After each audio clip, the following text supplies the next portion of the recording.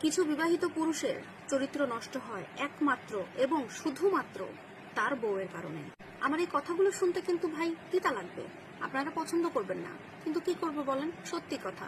আর সত্যি কথা সবসময় তিতাই হয়। আপনার আশেপাশে একটু খেয়াল করে দেখেন, যে ঘুরতে নিয়ে যাওয়ার কথা বলে তখনও স্ত্রী তার স্বামীর সাথে খুব একটা ভালো ব্যবহার দেখায় না।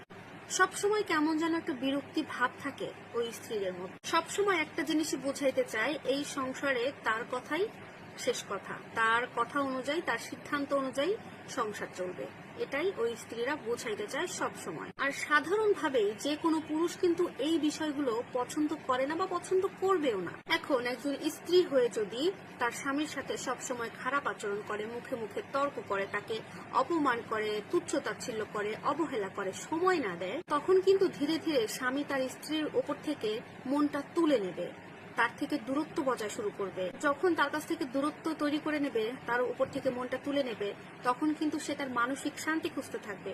আর ওই মুহূর্তে সে চলে যাবে অন্য নারীর খোঁজে, অন্য কোনো নারীর কাছে। কিন্তু আফসোস কি জানেন, ওই স্ত্রীটা বুঝতেই পারবে না বা বুঝতেই পারে না তার নিজের ভুলের কারণে, তার নিজের দোষের কারণে তার স্বামী আজকে অন্য নারীর দিকে চলে গেছে। কিন্তু ওই স্ত্রী কি করবে জানেন, পরবর্তীতে তার স্বামীকে দোষ দেবে যে তার স্বামী খারাপ, তার স্বামী চরিত্রহীন, বউকে রেখে অন্য নারীর সাথে ওঠা বসা করে, কথা বলে।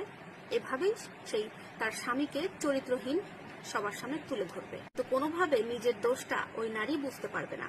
তাই প্রত্যেকটা বোনের কাছে আমার রিকোয়েস্ট, দয়া করে স্বামীদেরকে কখনো তুচ্ছ তাচ্ছিল্য অবহেলা করবেন না। এমন কোনো কাজ করবেন না যেটার কারণে স্বামীরা স্ত্রীদের কাছ থেকে দূরে